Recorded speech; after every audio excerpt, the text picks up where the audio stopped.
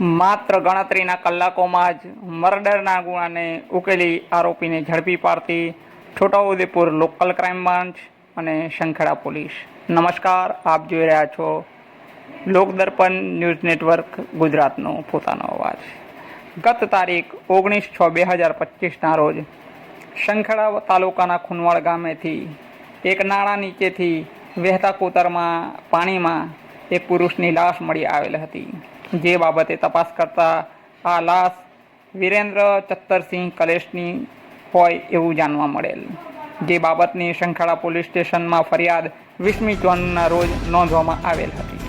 ઉપરોક્ત ગુનામાં સંડોવાયેલ આરોપીને ઝડપી પાડવા એલસીબી સ્ટાફ, પોલીસના માણસો અને શંખેડા પોલીસ માણસોને સૂચના અપાઈ. આરોપીઓ અંગે હ્યુમન સોર્સિસ અને ટેકનિકલ સર્વેલન્સની ટીમ દ્વારા અલગ અલગ દિશાઓમાં તપાસ કરતા હકીકત જણાઈ આવેલ અને સુરસિંગભાઈ રતનિયાભાઈ ક્લેશ સાથે પોતાના પૈતૃક ગામ ઓજડા કડાઈ અલીરાજપુર મધ્યપ્રદેશમાં વડીલો પાર્જિત મિલકતના ભાગલાગ બાબતે આ વિરેન્દ્ર ચત્તરસિંહ કલેશ સાથે ઝઘડાઓ ચાલતા હતા.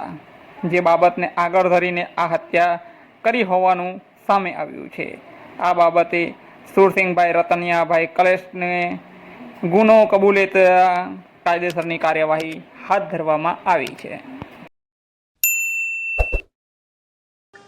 नमस्कार। आज रोज छोटाउदेपुर जिले के संखेड़ा पुलिस स्टेशन में BNS 103 के अंदर मर्डर की फरियाद दाखिल हुई है। बनाव के अंदर 19 तारीख की रोज संखेड़ा पुलिस को खूनवाड़ गांव के पास गरनाड़ा में एक डेड बॉडी मिली थी। डेड बॉडी के ऊपर एक आई कार्ड मिला था। आई कार्ड में नाम वीरेंद्र कलेश नाम के व्यक्ति का था। आई कार्ड के आधार पर वीरेंद्र कलेश के परिवारजनों को कांटेक्ट किया गया।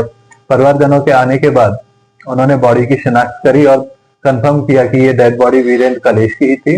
उसके बाद वीरेंद्र कलेश के भाई ने पुलिस स्टेशन में फरियाद दी।